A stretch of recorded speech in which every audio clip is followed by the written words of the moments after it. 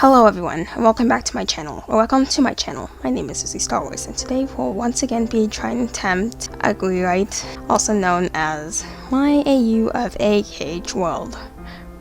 But this time, hopefully a bit better. So, for this project I decided to tackle Birth by Sleep and its first Disney World, Enchanted Dominion. For this one, I had to make sure Maleficent was still included, due to me wanting Kingdom Hearts 1 to happen at some point.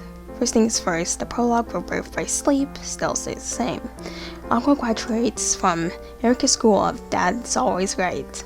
Passes the KineMaster exam. And Terra fails. Erica sends Aqua and Terra to deal with the end first instead of doing him himself, like the idiot sandwich she is, and uses it to give Terra a retry the mom exam, and not fail in his eyes. Xehanort straight up leaves and everyone thinks he's missing. Vinia shows up. Vin tries to tell Terra what happens and chickens out, then tries to hunt down Terra to tell him what happened. Now that we're done with that, let's set up some rules. Number 1. Cage physics still apply. No death from falling from mountains or hills for Vin or anyone else. Number 2. Even if a person's physical body has died, they can still live if they have a vessel for their heart to reside in. Sorry, Thanatos. Number 3. Some worlds will have to stick to their Disney versions, or only be tweaked a bit for either story reasons or keeping them from being inappropriate. Such as if I did an Aladdin video, which the story is quite, wild. Number 4. There will be redesigns of some characters because I thought it would be cool, and also some characters are harder to make in Gacha Club than others, such as Lee. Others with funky hairstyles, or animal characters. I'm looking at you, that makes. 5. Some worlds might have a bit of overlap with different movies or games to flesh out things a bit more. Also, the Mally's flying lesson video is canon later on the timeline, so yes, Twist Wonderland is canon. And also, we're only doing Terra's side of the story for this video, okay? Now, on to the actual story. After spending a far amount of time riding on the Keyblade bike thingy, Terra lands in a forest surrounded by tall trees and bushes. Then, monsters appear and try to dispose of him, but it's no use.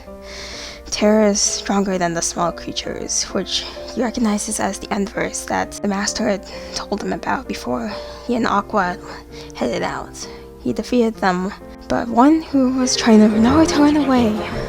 This is actually what it looks like. Terra goes after it. After running a mile to destroy it, stumbles upon a large castle made of stone, possibly coming out of the 1400s. Standing in front of it was a woman with horns mounted on her head. She asked Terra why he isn't asleep, assuming he is from the kingdom that she stands in front of. Then Terra asked whom she is.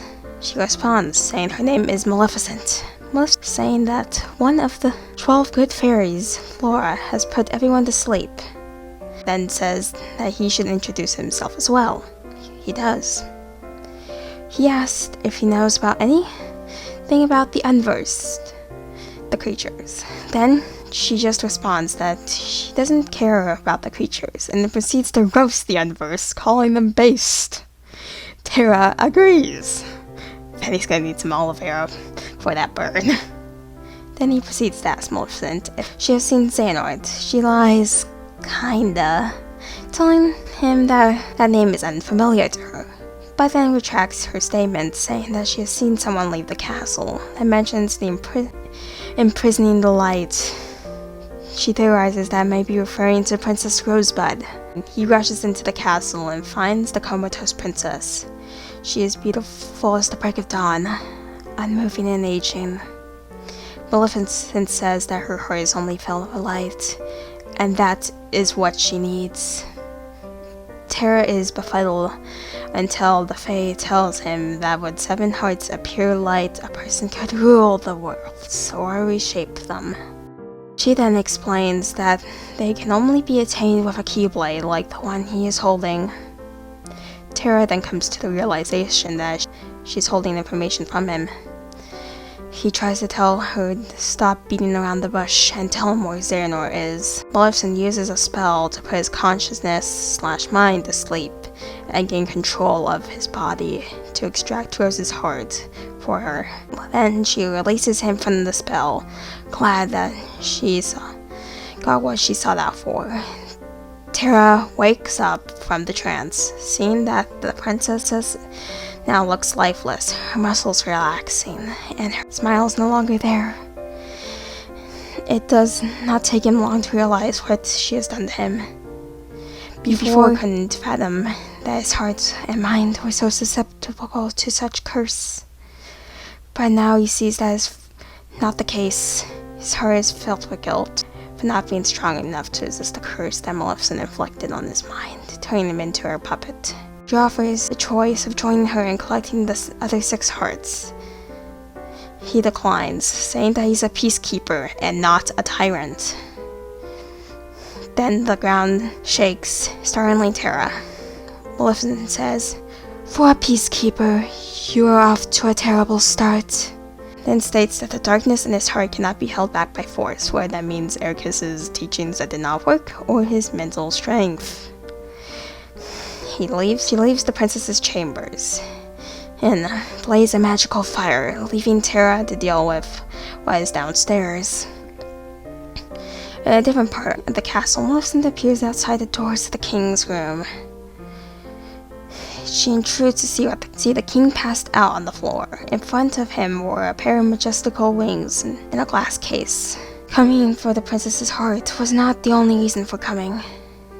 She proceeds to pry open the case and release a pair of wings. And using magic, she attaches them to herself, remarking that she hasn't seen them in a long time, revealing that they were originally hers to begin with. We cut to Terra. Terra stands next to the princess, promising that he will find a way to get back her heart once he has learned how to do so. He leaves, hoping that he can train himself to resist the puppeteering of people who have bad intentions, but the lingering feeling that Maleficent said about Xehanort might mean that he cannot be trusted.